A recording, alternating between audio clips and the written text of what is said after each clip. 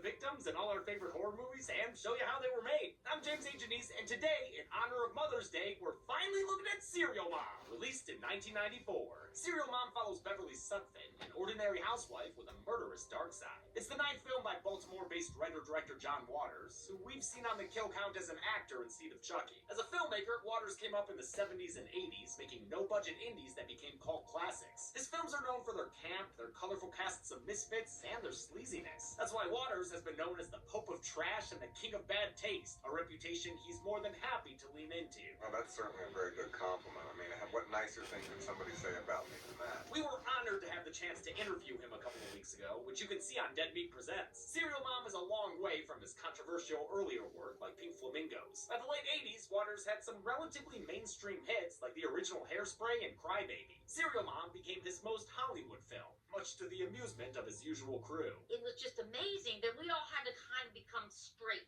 in this. Still, even though Serial Mom is a bit tamer than his other work, it still bulldozes through sensitive topics with Waters' trademark humor. I don't think it's in poor taste. I think it's topical. I think it's risky taste. I think I'm asking you to laugh at something that isn't funny. Serial Mom isn't a horror movie, but it is a dark comedy slasher. It was made as an homage to splatter king Herschel Gordon Lewis, whose movie Blood Feast is briefly featured. Ooh, can we watch that scene again? You know the one where he rips your heart out? More pointedly, it's a satire of true crime obsessions and the way Americans tend to turn serial killers into celebrities. Did you sign into a future Serial Mom? It's also a great send-up of suburbia, suggesting someone might just snap from all its rules of conformity. This movie is a joke on what's politically correct, because I ask you to like a killer, but at the same time, someone she kills doesn't recycle, and the jury is more uptight about that than the murder. Finally, it sometimes feels like a parody of all those family movies in the 90s, some of which were adaptations of old sitcoms that the Sutphins feel ripped straight out of. The humor succeeds thanks to the smart script and committed cast, led by Kathleen Turner in a flawless performance. She's such a strong, sexy force of nature here, and her face acting alone is worth the price of admission. Plus, we've got Matthew Lillard playing her horror movie-obsessed son. So happy I could Yay, Matthew Me too, Lillard. man! Shit, yeah! You know how I hate the brown word. Oh, sorry, Mrs. Sutphin. Despite opposition from critics and even its own We got Matthew Lillard from Scooby-Doo, Justin Whalen from Child's Play 3, and Mrs. Puff, and Mrs. Puff from SpongeBob. You had a homemaker serve up a sizable suburban body count? Let's find out and get to the kills. The movie begins by saying it's a true story. It is not. John Waters is just a little stinker like that. We wade through Waters and his aquatic cast, Waterston and Lake, really, and surface into a title car. In an idyllic Baltimore suburb, housewife Beverly Sutphin prepares breakfast for her family. Fruit salad. Yummy, yummy. Teenage daughter Misty is talking about her new boyfriend, and dentist daddy Eugene couldn't be happier for her. I think it's great Misty's got a new beau. This is a loving family, even if Chip teases his sister in Lillardian style. He's cute. Still, there are early warning signs that Beverly might be more psycho than Norman Bates. A couple of detectives named Pike and Gracie pay the family a house call. Dottie Hinkle, their neighbor down the street, has been receiving obscene messages straight out of a COD lobby. But Beverly's like YouTube. She hates the P word. She's a grown-up, domesticated Disney princess. Look at the birds out there. Listen to their call. Hooey? Hooey? Beverly sees her kids off to school. Chip rides with his jughead-looking girlfriend Bertie and his jug-loving best friend Scotty. Dude's so horny he's freaking gooning at the wheel. Oh god! Misty gets a ride from the hunky Carl Pageant, that new boyfriend she mentioned. More of a friend, really. Oh, Misty's in the zone, and it ain't AutoZone. With her home finally free of family and fuzz, Beverly lets her freak flag fly. She calls up Dottie with her best Richard Nixon. Is this a cocksucker residence? Waters said he stole that line from Boy George's answering machine. Bev's the one who's been harassing her neighbor. She's a pro. She even tricks Dottie into saying the word herself when she calls back and pretends to be a phone operator. Cocksucker, that's what she calls me. Listen to you, build him out, you fucking whore! Damn, dude, Jessica Rabbit get nasty with it. I love Kathleen Turner's unbridled glee with which she makes these calls. Her commitment is hilarious, as is Beverly's motivation. This campaign of terror all got started because of a stolen parking spot. I love that it was at a Joanne Fabrics, too. That's the most realistic detail of all. Beverly shakes off her stink face in time for a meeting with Chip's math teacher, Paul Stubbins. Chip is actually a pretty good student, but Stubbins is concerned about some deviant behavior. His unhealthy obsession with sick horror films. Oh. Wait, hey, the teacher blames a troubled home life, and that's enough to set Beverly off. She tracks him down in the parking lot while he's opening a stick of gum. Big mistake, my man. Bev runs her house like it were Disneyland. We don't allow gum in this house. She floors it and wipes Mr. Stubbins across her windshield. Sweet tumbling stunt over the top of that car. Hell yeah. He's still got some life left in him, so she backs that thing up for a smashing it. The second time does the job. Paul Stubbins never chewed gum again. Kathleen Turner was briefly turned off by the script's violence, but Waters assured her it would be satirical. She was a bona fide movie star in the 80s and 90s, with an Oscar nomination from Peggy Sue Got Married. Her friends and reps told her not to work with a B-movie director like Waters. She was also in King of the Hill. To give it a shot. They got the movie greenlit in finance. Kathleen Turner also played Buck Strickland's wife in King of the Hill. That's where I remember the voice from. Bunch of merry pranksters. The parking lot slaughter gets Beverly nursing her Manson man crush. Nothing like a little murder can put some body heat back in the bedroom, so she and Eugene had passionate sex that night. Loud, passionate sex. Using a springboard? A bed trampoline? Whatever it is. I'm sorry, kids. Beverly's road rage was witnessed by a nearby pothead who identified her station wagon, so the detectives paid the family another visit. Come on, guys. Let her birdwatch in peace. Oh, there's Dee Dee. Oh, she's my favorite starling. Oh, word? Mine's Clarice. Bev dismisses the witness because of her reefer madness, but some leftover scrapbooking material arouses the cops' suspicions. They rifle through her trash and peep inside her windows and speak to her nosy neighbor, Rosemary Ackerman. Earlier, Rosemary had almost caught Bev during her dirty phone calls to Dottie. Beverly talks shit about Rosemary with her only true friends, garbage men Gus and Snotbear. The trash men think Rosemary's trash because she doesn't recycle. Cost the taxpayers millions of dollars last year, but she don't care nothing about the national budget. But they love Beverly thanks to her meticulous sorting. Oh, and because she gives them free booze. That's better than Dolores' bar. She gets them hating Rosemary to a comical degree. I hate Mrs. Ackerman. I hate her too. I hate her guts. You know, somebody ought to kill her. Yeah, maybe they will, trash man. Maybe they will. Beverly snoops by Rosemary's house, where she and Dottie are watching Joan Rivers host a fictional episode of her talk show. Serial hags. Women who love men who mutilate. Man, get a load of this room. Rosemary picked a decoration theme and stuck with it. While Rosemary's back is turned, Beverly drops Dottie a hint And that she's there's a secret Rosemary, admirer. aka Mrs. Puff. Pussy willows. Dried ones. Aren't they pretty? She still sounds like What Mrs. did you Puff. just say? Pussy willows, Donnie. A crash bang changes the subject. What are you doing? I didn't do it. My Franklin Mint Fabergé egg. If you don't recognize Mary Jo Catlett's face, you might know her voice as Mrs. Puff on SpongeBob. She's in good company. As intimated earlier, Turner voiced Jessica Rabbit. No wonder she's got such strong filth energy here. Beth bundles up Rosemary for a trip to the swap meet to get a new egg, leaving Dottie in the dust. I heard her voice.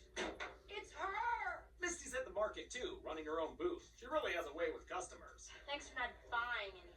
She's in a bad mood after getting stood up by Carl. Beverly spots him with his new girlfriend, played by adult film star turned actress Tracy Lords, who had just appeared in Waters' Crybaby. She's not the only celebrity at the swap meet either. Mr. Furley's here in picture form. Johnny 50's pumped about that. Can't believe it. It's fucking darn nuts. She's the coolest. He is the coolest. Carl's indiscretion gets Bev's blood boiling again, so she grabs a fire poker that Rosemary bought and follows him into the boys' room. She's forced to briefly hide in a stall where she's spotted through a glory hole by a passing pervert. The man skedaddles out of there, giving Bev the freedom to stab Carl in the back. Ew, what just came out of him? Is that his liver? You know what Chip would say. Leave him alone!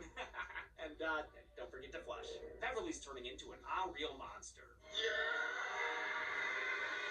Yeah, see, that guy knows. I love that he's randomly eating a kebab. Misty is devastated to see her beau in a body bag and grows suspicious of her mom's blasé reaction. Rosemary sees it too, as well as some blood on Beth's shoes and leftover Carl on her fire poker. She winds up telling the police, who also get a statement from Dottie, although she has to confide in a female officer given the vulgar language. It's okay. Nobody's gonna hurt you. Come on, let it out. Pussy, that's what she said to me. Pussy Willow. The detectives visit Eugene at work and say they found troubling books of Beverly's that they're recycling. Helter Skelter.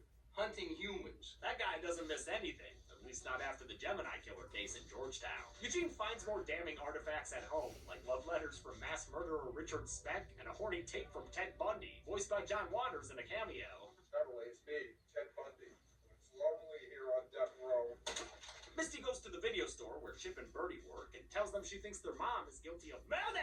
Chip blows it off and says that sounds like the plot of a bad horror movie. Who's gonna be the next victim? Chip's played by Matthew Lillard, of course, hero to several generations for his work in Scream, Scooby-Doo, and Five Nights at Freddy's. This was one of his very first film roles. His only earlier credit was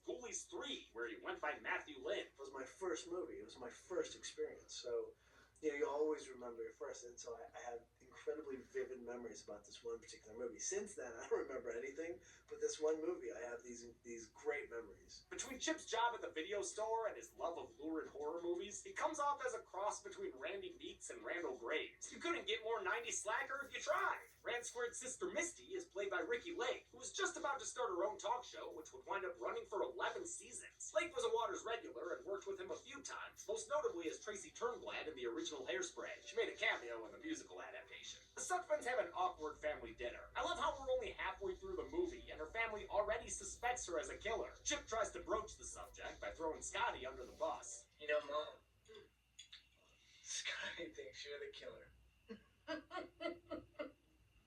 Does he? And man, she stands right the fuck up to go take care of business, leaving her family the flimsiest of excuses on a chalkboard. Detective Pike tries to tell Bev, but she loses him with a shortcut. Damn, she didn't even need a mushroom for that? Her family also tries to follow her, but when they can't keep up, they head directly to Scotty's house, assuming he's in danger. In danger of getting hairy palms, maybe, since he's settling in for a porn starring Chesty Morgan. This guy is such a horn dog, he's got a poster for Sex World on his wall. Is that a real thing? It's not something I'm about to make my researcher Google.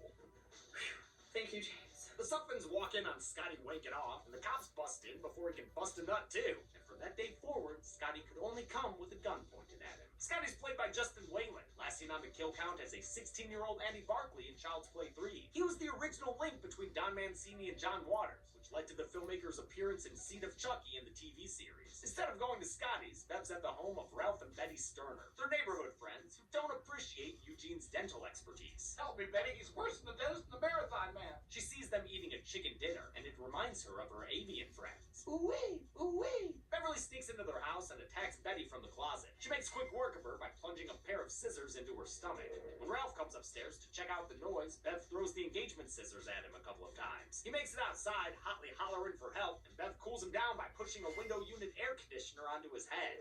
The Sutphens reunite back home for dessert, with Bev's family temporarily assuaged of their suspicions. That only lasts until the next morning, though, when they see every cop in Baltimore lined up to tail them on their way to Sunday service. This line of cops is so long, I don't think the last few are gonna make that line. Beverly is named as a suspect on the radio and given a media moniker by the press. Tell me, Mrs. Sutton, are you Serial Mom? What? No comment. Cereal. Wow. The paparazzi and pearl clutching follow them to the pews, where a sudden sneeze sets off a full-on riot, right as the cops move in for the arrest. Beverly manages to escape during the chaos, thanks to her overgrown garbage men pal kids. Those dudes just punched a cop in the face. How are they not arrested after this? Chip and Bertie help Beverly get away, since Chip is her son, and Bertie thinks she's cool. You're bigger than Betty and Jason now. Only you're a real person. They hide her at the video store. where Dare she? dealing How with a dare she customer named disrespect Mrs. Freddy and Jensen. Jason? I don't feel like And saying that Serial That's Mom is not better bad. than them. One guy gets They're her better than classic her. burger he thinks. Mrs. Jensen gets home and tells her good boy about her big Or plans more. for the day. He's watching Annie. Watching Annie and eating, what is that, a lamb and jelly sandwich? What the fuck? I don't know what's grosser, that sandwich or the way she gives her dog a little feet treat. they're all wet. And the sorrow. Beverly breaks into Mrs. Jensen's home and subdues her dog with belly rubs and smooches. She skips a simple stabbing and instead opts for a meaty murder via leg of lamb. She creeps up behind Mrs. Jensen and uses it to beat her to death to the beat of Annie's opening song, Tomorrow. She really gets into it during the final flourishing crescendo. I fucking love it. Only Mrs. Jensen had followed the rules. Rewind. For some reason, Scotty took it upon himself to be a witness, watching through the window from a nearby roof. Bev spots Scott, and he can't pretend that Scotty doesn't know, so she grabs old Reliable and chases him back to his car. Holy shit, Kathleen Turner is booking it in those heels! He manages to get away, so Bev GTAs herself a new ride to continue the pursuit. Damn, Scotty, nice drifting, dude. Guess he does have a lot of experience with the stick. Meanwhile, Chip and Bertie go to Mrs. Jensen's home to stop his mom, but aren't able to see inside until the murder's all said and done. The sight of a real-life dead body wakes Bertie up from her horror movie fantasies. There's no blood. And it's brown. It's not red like in the home. They leave and run into Misty and Eugene, who are also out looking for Beverly. They watch Scotty zoom by with Mom in hot pursuit, giving a friendly wave while she passes. The whole group hightails it after them, followed closely by the detectives, and they all end up at Hammerjacks, a real-life music venue in Baltimore that operated from 1977 to 2006. Waters filmed and set most of his movies in Baltimore, but Serial Mom settings have extra personal ties. The neighborhood where the Sutphens live is the same one where he grew up, and the high school was attended by drag star Divine, one of Waters' close friends and collaborators. Scotty has a hard time getting into the club, but Bev is given special access on account of her newfound celebrity status. Hey, you're Serial Mom. Yes, I guess I am. Come on in, lady, quick. The rest of the family seems to be enjoying her infamy as well, except for Eugene. He seems a little stressed. Inside, a crowd is moshing to a performance by Camel Lips, a fictional group played by the real-life rock band L7. They rock out with their toes out while performing Gas Chamber, a song the band co-wrote with Waters for the film. They wore big old fake foam lips for their costumes. And it was very uncomfortable to wear after a while. It started to get kind of steamy in there.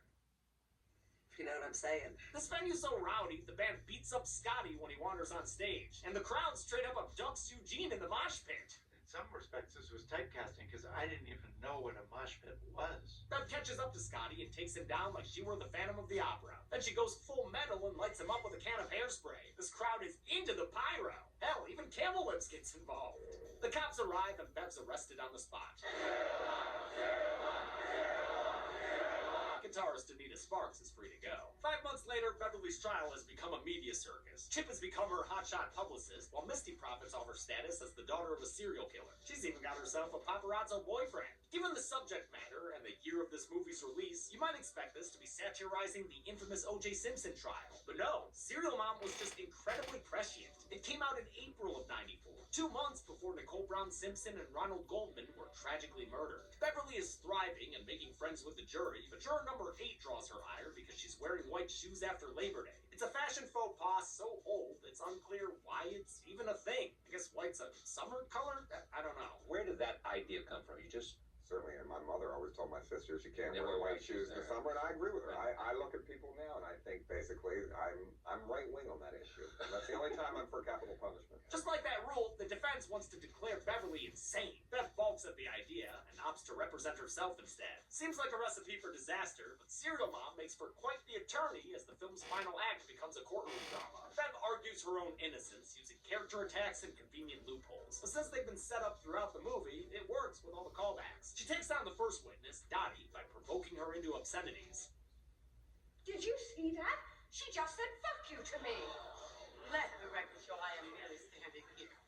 Fuck you too, Dottie is played by Mink Stoll, a close friend of John Waters, who's appeared in literally all of his films. It's a distinction she shares with Waters' childhood friend Mary Vivian Pierce and his casting director Pat Moran. Waters' cast and crew of regulars were nicknamed the Dreamlanders after his production company. Other Dreamlanders in Serial Mom include Bess Armstrong, who we've seen in Jaws 3D, and Doug Roberts, who appeared in Hairspray. Serial Mom also includes freaking Patty Hearst as juror number 8, she of the rule-breaking white shoes. Hearst, the granddaughter of publishing magnate William Randolph Hearst, was infamously kidnapped in 1974 by the Symbionese Liberation Army. She committed several crimes with the group, which she later said she was forced to do. Hearst met Waters at the Cannes Film Festival, where she was promoting Paul Schrader's biopic about her. The two became friends, and Hearst went on to appear in 5 of Waters' movies. People will kind of go, God, that's just so incredible, like you were discovered. And I said, well, yeah, but I recommend waiting tables over getting kidnapped by terrorists. I actually think she does an excellent job in this movie, showing fear and uncertainty. Next to the stand is the litterbug, Rosemary Ackerman. Beverly makes her look guilty of the murders when she points out some carefully cultivated evidence. It was Rosemary's magazine that had the letters cut out, which were used for Dottie's dirty letter. It was Rosemary's scissors used to stab Betty Sterner, and Rosemary's fire poker used to murder Carl. The final straw comes when she admits she doesn't recycle, shocking and disgusting everyone. I don't have room in my kitchen. The police don't fare well on the stand either, with Detective Pike getting distracted by the entrance of Suzanne Summers. Like the actual actress, Suzanne Summers. R.I.P. Suzanne Summers. Chip mentioned she was getting involved earlier. Suzanne Summers is interested in playing my mom. This was Summers in peak mom mode. Step by Step was in its 3rd of 7 seasons as part of TGIF's lineup, and she had Thigh Master commercials all over the place. She even had her own talk show for a hot minute. I grew up watching Step by Step and Three's Company on Nick at Night, so it's hilarious for me to see her here as a fame-chasing version of herself. R.I.P. The only 2 eyewitnesses are that giggly stoner and the porcelain peeper. Bev appeals to the guy's basic instincts to be a perv, so he melts onto her side, causing the prosecution's case to fall apart. Against all odds, the jury finds Beverly not guilty, much to the happiness of her family. What should I do? I don't know. Bring her home, I guess. Beverly Sutphin becomes a free woman, but she just can't let sleeping dogs lie. She follows juror number 8 into a nearby phone booth and reprimands her for her footwear. No, please. Fashion has changed. Beverly uses the payphone to beat the woman to death. Someone had better call a Patty Hearst. Bev returns to the press, not in the mood for their pictures or her celebrity portrayer. Suzanne Summers, this is my bad side. The movie ends with the juror's body being discovered, and Suzanne Summers realizing Beverly Sutphin may not have a good side. How many murders can one mom make when she has to do the cooking? Interesting. The villain does. Interesting. A movie where the villain gets away with their crimes. I've never seen that. Come on, lick Daddy's feet. Get 'em all wet. The sun will come out tomorrow. 7 people died in Serial Mom, with victims consisting of 4 men and 3 women. That gives us this pie chart, but you'll have to finish your vegetables before you eat it. We've seen this counting break down in 8 other episodes before, most recently in Puppet Master. With a runtime of 93 minutes, Serial Mom had to kill on average every 13.29 minutes. I'll give the Golden Chainsaw for who was killed to Mrs. Jensen. I'll never be able to hear Tomorrow from Annie without thinking of this kill. Production had to pay $65,000 to use the song, and I think it was worth every last penny. Dog Machete for Lamest kill will go to Betty Sterner. Scissors in the Sternum is the least creative and least humorous kill of the film. And that's it. Serial Mom came out in 1994 and bombed at the box office, but like many John Waters films, has since become a cult classic. Next week, we're headed to the high school dance. But until then, I'm James A. Janice. This has been the Kill Count. On the next Kill Count. Attention all students of Hamilton High. It's time for your annual prom. Oh, great. Please be sure to follow all rules and guidelines to avoid accidents and injuries. Listen, I don't want anyone hurt. Not Betty. Don't get into vans with strangers, no matter how cool they are. They call me Slick. Don't moon the weird janitor Sykes. Everyone knows Sykesy likesy. Wacko.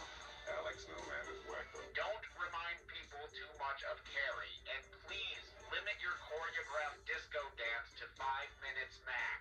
Oh, that'd be interesting. Yes, that includes you, Miss Curtis. We know you were in Halloween. You still need to Jamie let Curtis others have is time on the dance that movie. floor. I'll try to remember. Finally, please don't put on a ski mask and murder people because they accidentally killed a little girl when they were young. Killer's gonna get you, Kelly. That's the most important rule of all. Well, that and not driving your van off the edge of a cliff. Let's be smarter than that, people. This week, watch an early slasher featuring kills, boobs, and Leslie Nielsen. I am serious.